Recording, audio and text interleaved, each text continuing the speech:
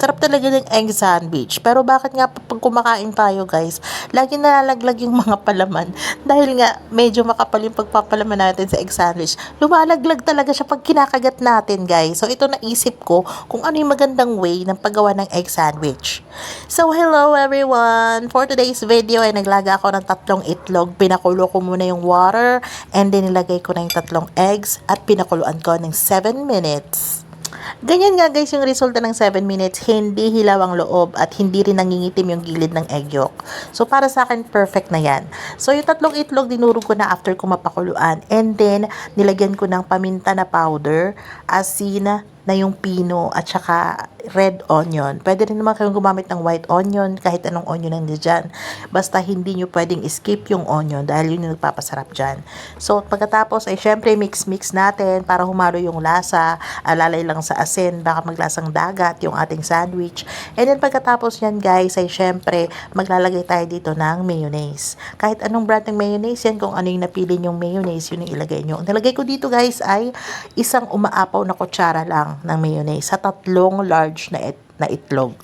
So para nga sa akin guys ay enough na yung isang umaapaw na kutsara. Kung gusto niyo naman na masyadong madami yung mayonnaise, depende sa inyo kung gaano nyo gusto karami yung mayonnaise.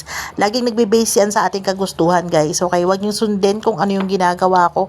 Depende lagi yan sa lasa na gusto nyo. Lalo sa asin, sa lasa, kung gusto nyo dagdagan ng paminta at kung ano-ano pang pampalasa. Go! So ayan, nahalo ko na siya guys. And then pagkatapos niyan ay syempre ilalagay ko na yung aking buns at hihiwain ko siya into half kada isa. So, hindi ko siya hahatiin sa gitna at ipapalaman sa loob. Hindi. Hahatiin ko siya ng paganyan. Hinati ko siya into 2, yung isang pan.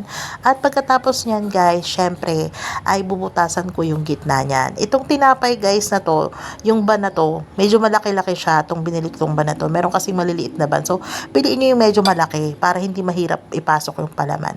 So, ayan, guys, nilagyan ko siya ng packet sa gitna bago ko ilagay yung ating spread na egg. So, depende sa inyo kung anong paglalagay ng palaman.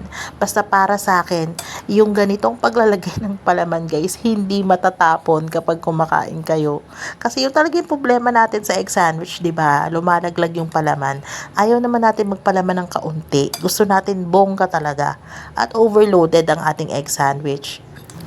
So, yung iba naman guys, pag nagpapalaman ay medyo kinokontian nila kapag sliced bread yung ginagamit nila.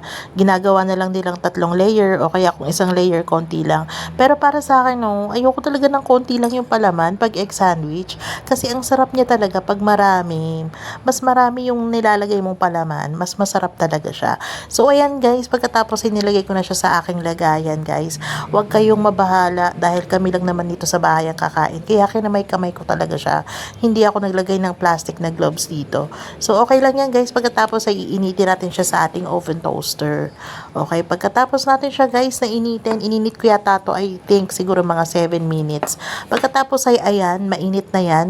At pagkatapos ay syempre lalagyan natin ng spring onions, yung taas, at para mas mabango siya. And then, dun pa ulit ako maglalagay ng mayonnaise. So, hindi ko dinamihan yung mayonnaise kanina para meron siyang toppings na mayonnaise na ganyan.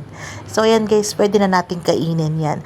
At hindi na talaga yan matatapon guys. I assure you. Packet style lang gawin yung pagpapalaman sa tinapay kung egg sandwich ang kakainin nyo para hindi kayo salo ng mga nahuhulog na palaman. So, that's all guys. Thank you for watching.